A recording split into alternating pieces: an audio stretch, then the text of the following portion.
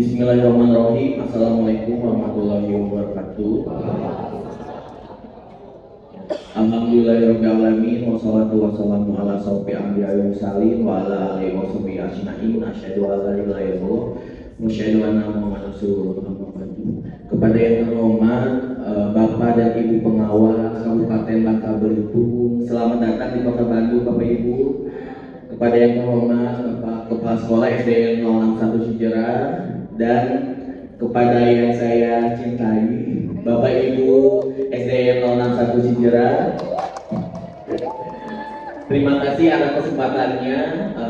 Di sini hanya saya akan membagikan praktik baik dalam mata pelajaran coding dan kecerdasan artifisial. Sebenarnya ada 60 slide Bapak Ibu kalau dipaparkan secara panjang lebar.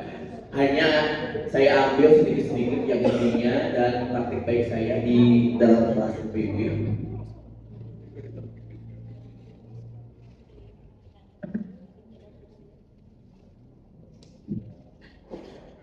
Bapak Ibu,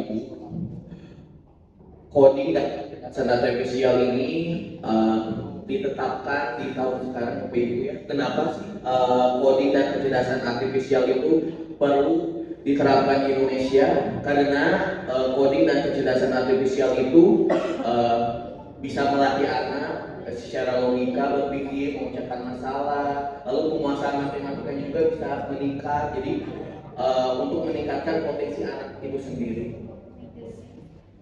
Bapak Ibu, coding ini baru diterapkan di kelas 5 ya Ibu ya. Nanti mungkin di tahun depan baru di kelas 6, jadi kelas 5-6. Bapak Ibu, kalau di SD itu kan coding dan kecerdasan artifisial itu hanya pengantar untuk memperkuat pradasarnya Bapak Ibu ya. Di sini titik berat dari coding dan kecerdasan artifisial untuk melatih anak berpikir secara logika, sistematis, pemecahan masalah, itu yang inti dari pemerintah. Tujuannya itu kenapa coding diterapkan. Bapak Ibu, kalau kita melihat coding dan kecerdasan artifisial itu ibaratnya itu kita melihat suatu pemrograman komputer, padahal tidak seperti itu Bapak Ibu. Kalau di SD itu Bapak Ibu, sebenarnya berdasarkan keputusan Menteri nomor 127P garis miring 2025 bahwa pembelajaran coding itu bisa dilakukan tiga langkah. Pertama, base internet, plug itu menggunakan perangkat digital ya Bapak Ibu ya, dan unplug itu bagaimana guru melakukan pembelajaran menggunakan aktivitas fisik Bapak Ibu. Jadi guru SD ini yang butuhnya itu bagaimana kreatif tim memunculkan pembelajaran yang bisa membangkitkan semangat anak dalam aktivitas fisik dan materi itu bisa tercapai. Dan luar biasanya guru SD itu seperti itu Bapak Ibu ya.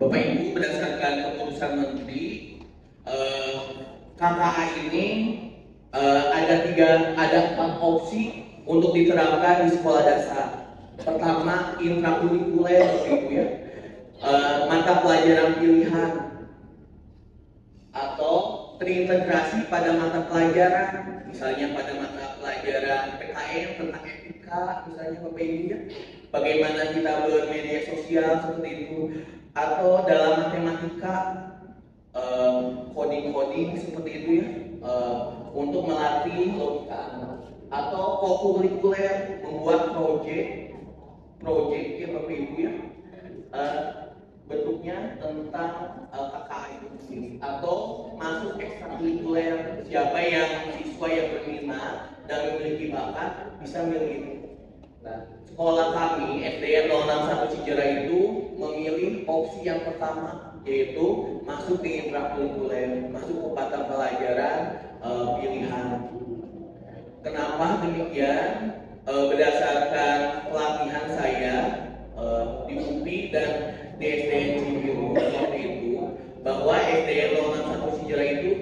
sudah mendapatkan boskin Bapak Ibu. Nah, oleh karena itu, jika mendapatkan boskin itu kewajiban untuk masuk intrakurikuler pada mata pelajaran. Misalnya sekolah Bapak Ibu nanti bakal berhitung kalau dilihat kondisinya sekolah apakah mampu ataukah tidak ya Bapak Ibu ya, dilihat dulu kemampuan sekolahnya. Bisa memilih opsi 2 sampai opsi 4. Ini Bapak Ibu elemen dalam sekolah dasar atau di fase C ya Bapak Ibu ya.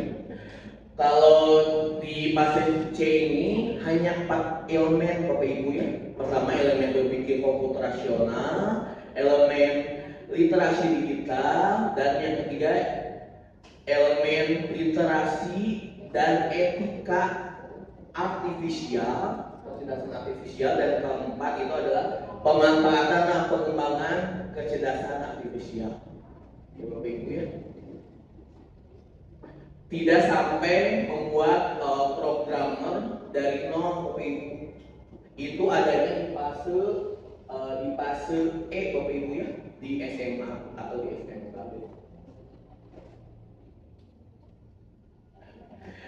Yang sudah saya terapkan Bapak Ibu ya, baru 4 kali karena melihat kondisi juga. Saya masih ikutan waktu itu masih ikutan pelatihan selama 4 bulan Bapak Ibu ya, dilatih. Lalu dilihat dulu kondisi sekolah kita juga belum memungkinkan karena kita masih rehab juga Bapak Ibu ya. Jadi masih ada keterbatasan waktu sehingga kita akan memaksimalkan di semester 2 dan sudah tercantum pada KOSP Bapak Ibu. Saya baru menerapkan 4 ya Bapak Ibu ya, berpikir komputerasional itu fokusnya ke dekomposisi dan algoritma, dulu konsep dasar kecerdasan artifisial dan pemanfaatan kecerdasan artifisial. Ini praktek baik yang saya terapkan. Dari 4 yang saya terapkan itu, bahwa pendekatan kita juga harus berfokus pada murid ya Bapak Ibu ya. Dan apalagi pada sekarang itu digaung-gaungkan itu pembelajaran mendalam. Pembelajaran mendalam itu menggunakan model abad ke-21 ya Bapak Ibu. Menurut saya dari awal sampai akhir saya menggunakan problem personing. Yang problem personing itu adalah pembelajaran berdasarkan suatu masalah, dan dari pembelajaran 1 sampai pembelajaran 4 ini sangat bagus sekali Bapak Ibu ya, karena untuk melatih berpikir kritis anak, memecahkan masalah. Jadi anak itu tidak hanya diberikan teori saja, tapi dia melakukan praktik dan mencari sendiri dan mengungkapkan sendiri.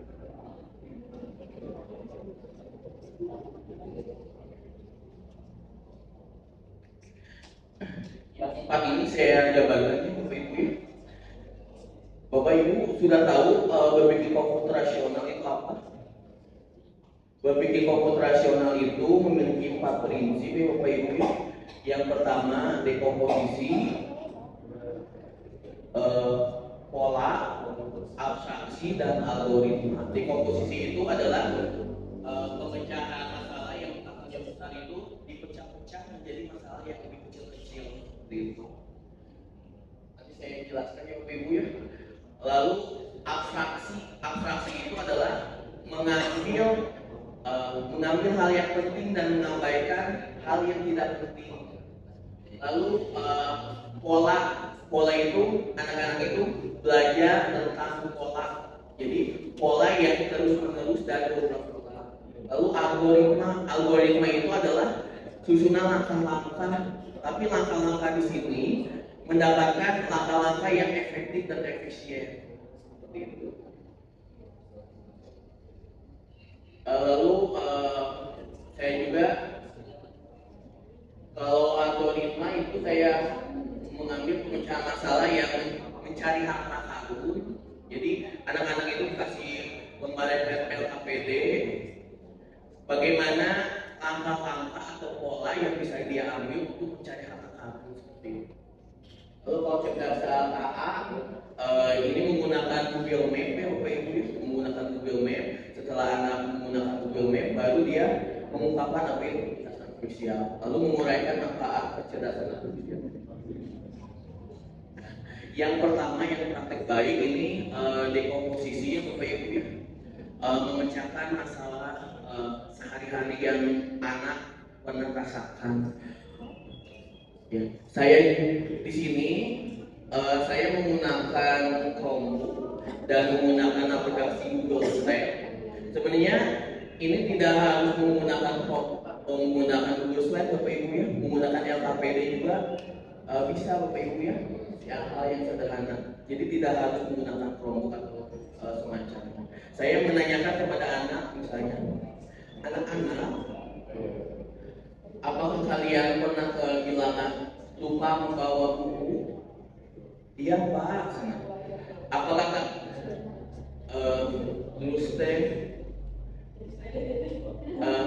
iya Pak.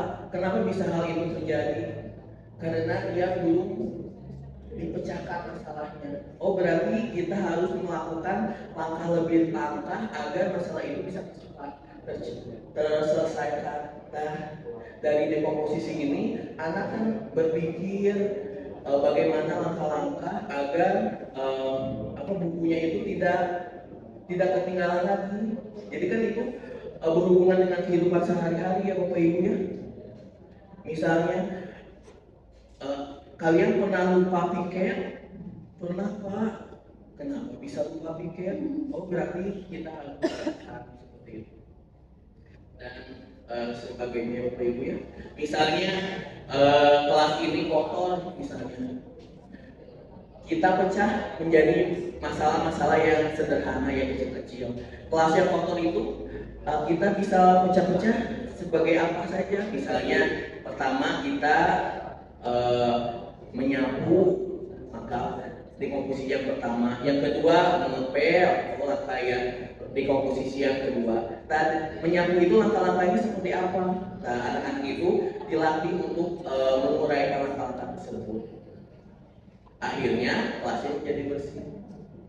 Dan masalah anak-anak itu pun bisa terselesaikan, jadi tidak terulang-ulang. Ya. Dan saya juga mengemas dengan sebuah nyanyian bagaimana bukan hanya anak-anak bisa mengurai langkah-langkah, tapi dia tahu apa itu arti dekomposisi.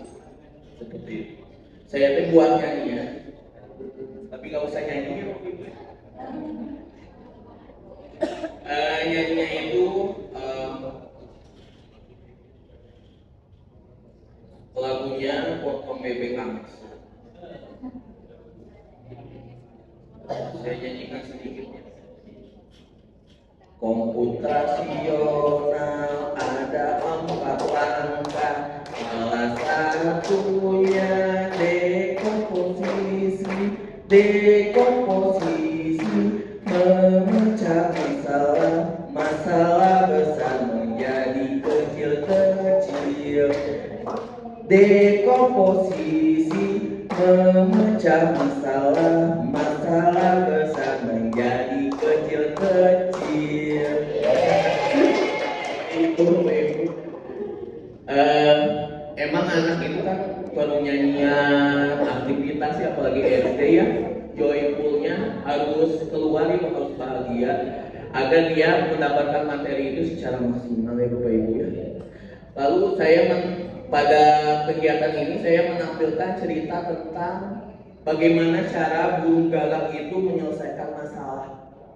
Dan saya mengambil inspirasi itu dari buku Pak Irsa tentang bagaimana menyelesaikan masalah seekor burung gagak. Jadi ada sebuah cerita, lalu kita baca bersama-sama. Udah baca bersama-sama, bagaimana sih cara burung gagak memecahkan bijinya. Ternyata dalam cerita itu sudah ada terurai langkah-langkah demi langkah. Dan seperti itu anak-anak juga bisa menjadi inspirasi gitu ya. Jadi ketika langkah selanjutnya kan berkelompok ya Bapak Ibu ya. Setiap kelompok itu menggunakan dua kelompok. Saya kebetulan menggunakan dua kelompok, menggunakan Google Slide, lalu dalam satu kelompok itu saling berkolaborasi. Jadi saling mengetik gitu ya Bapak Ibu ya. Dan satu kelompok itu mengungkapkan masalahnya masing-masing. Jadi masalahnya itu berbeda-beda dari setiap kelompok dan terurai ya masalah ini.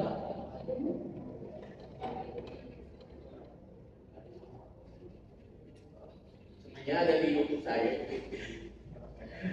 bisa nanti mungkin di share ya. Dan yang selanjutnya saya sudah menerapkan elemen berpikir komputasional, yaitu elemen algoritma Bapak Ibu. Saya membuat LKPD seperti ini Bapak Ibu. Bagaimana caranya robot ini mencapai harta karun? Nah, menggunakan coding-coding yang sederhana Bapak Ibu. Ini maju, ini kiri, ini mundur, ini kanan, seperti itu. Anak-anak itu berkelompok dan dia saling berdiskusi untuk menguraikan. Dan setelah berdiskusi, sudah tahu nih pola-polanya seperti itu. Baru dia praktek langsung. Saya membuat ini 5x5 seperti kotak Bapak Ibu menggunakan formulasi warna hitam.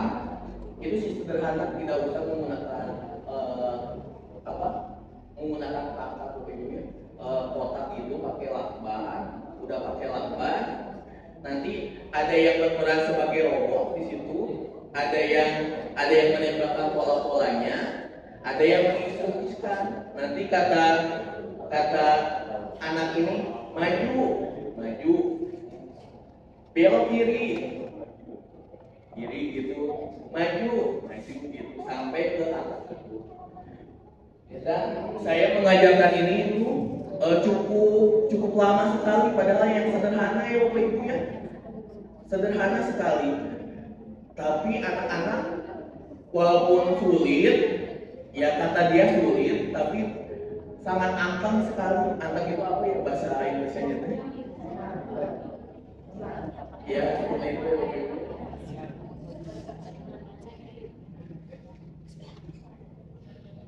Tapi ada yang error juga, misalnya 2 kali kesempatan game over, tidak apa-apa anak-anak mencoba.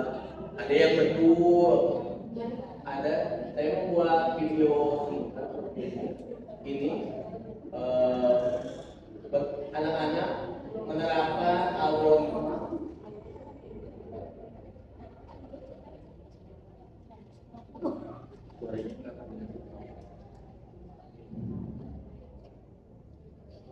Anak-anak berdiskusi untuk menentukan pola.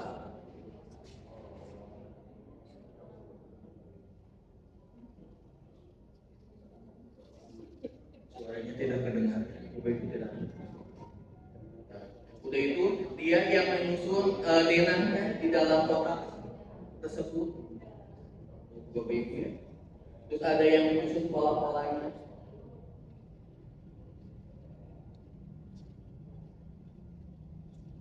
Saling berdiskusi. Ada yang berperan sebagai robot, ada yang menginstruksikan seperti itu.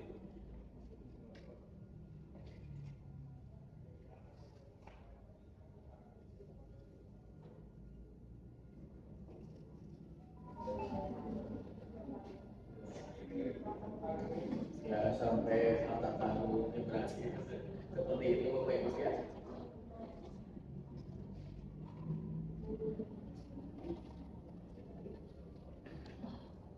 Lalu yang ketiga, praktik baik yang saya lakukan itu mengenalkan konsep dasar kecerdasan artifisial.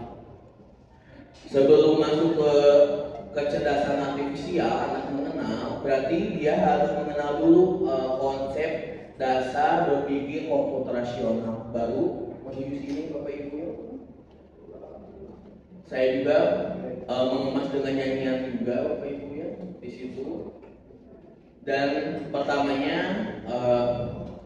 saya memunculkan masalah, misalnya rembulan kelas 5 akan pergi ke alun-alun kota Bandung. Ayo kita bantu rembulan untuk ke alun-alun kota Bandung menggunakan Google Map. Nah, anak-anak mencoba menggunakan Google Map, Bapak Ibu ya. Google Map, setelah menggunakan Google Map kan pasti ada hasil-hasilnya ya Bapak Ibu ya. Hasil yang didapatkan. Lalu saya menanyakan anak-anak bahwa Google Map itu adalah salah satu perangkat teknologi yang memudahkan kecerdasan artifisial. Menurut kamu, dari kalian mencoba, ayo silakan ungkapkan apa itu kecerdasan artifisial. Nah, anak-anak berlomba-lomba untuk mengungkapkan kecerdasan artifisial itu apa. Lalu ya sampai dipancing-pancing sampai tercipta sebuah kata bahwa kecerdasan artifisial itu adalah teknologi buatan manusia yang bisa berpikir, bisa memecahkan masalah, dan mengambil keputusan. Jadi itu hal yang kita katakan. Kalau yang terakhir ini tentang menguraikan manfaat. Jadi anak-anak langsung praktek sendiri. Saya menggunakan Google Map, Google Labs, sama YouTube. Ini kan pemanfaatan kecerdasan artifisial ya, Bapak Ibu. Jadi menggunakan HP yang anak punya. Di sini anak-anak itu menggunakan Google Map ya Bapak Ibu ya. Tadi Google Map menggunakan, lalu mencari kesimpulan menurut kalian apa manfaat dari Google Map. Jadi anak-anak bisa menguraikan bahwa Google Map itu adalah manfaatnya itu untuk transportasi, untuk mengarahkan sebagai navigasi dan mengarahkan untuk mencapai tujuan yang kita inginkan seperti itu. Lalu menggunakan Google Lens. Di sini ada LKPD ya Bapak Ibu.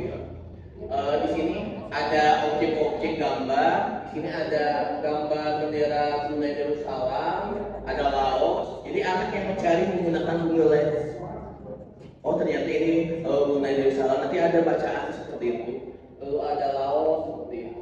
Lalu di sini ada bahasa Korea. Jadi Google bisa menerjemahkan bahasa ke bahasa Indonesia. Lalu anak-anak menguraikan kembali. Jadi manfaat Google Lens itu apa? Oh, kita bisa cari suatu objek yang kita inginkan seperti itu. Dan bisa menerjemahkan bahasa yang kita tidak tahu seperti itu. Jadi anak-anak itu menguraikan sampai ke YouTube ya Bapak Ibu ya. Kalau Bapak Ibu tahu, kita buka beranda ya Bapak Ibu, beranda YouTube. Ternyata setiap HP orang itu berbeda-beda. Kenapa bisa demikian? Karena berdasarkan algoritma, berdasarkan pola Bapak Ibu. Jadi ketika kita menggunakan, misalnya kita mengetikkan game terus, berarti yang muncul di HP itu banyaknya game seperti itu. Kalau kita banyaknya mengetikkan lagu-lagu dangdut, pasti lagu-lagu dangdut seperti itu. Karena YouTube itu sudah ada kecerdasan artifisial, jadi merekomendasikan video yang bisa kita tonton, yang favorit seperti itu. Dan anak-anak bisa sampai menguraikan seperti itu.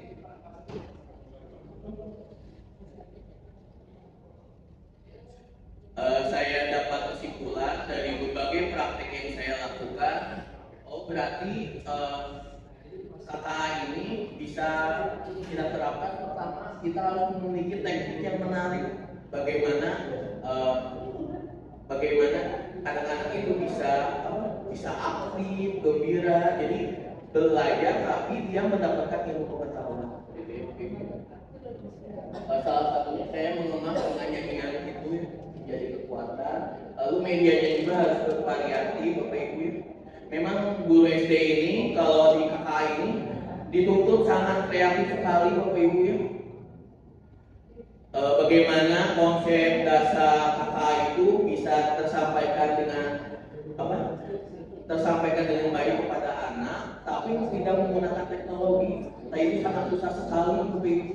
Dan diperlukannya kreatif dan analisis guru tersebut bagaimana kita mengemas pembelajaran dengan menggunakan teknologi.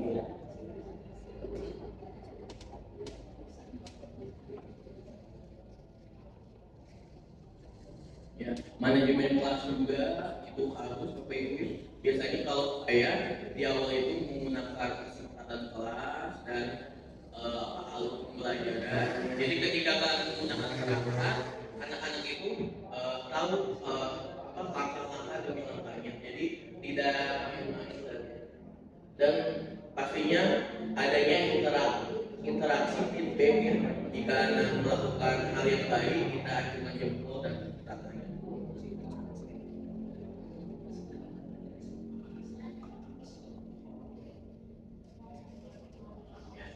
Mungkin itu yang bisa saya sampaikan. Mohon maaf jika ada kekurangan.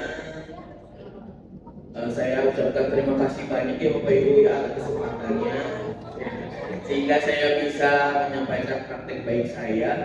Walaupun sedikit dan banyak kekurangan, saya ucapkan terima kasih. Saya akhiri dengan wassalamualaikum warahmatullahi wabarakatuh.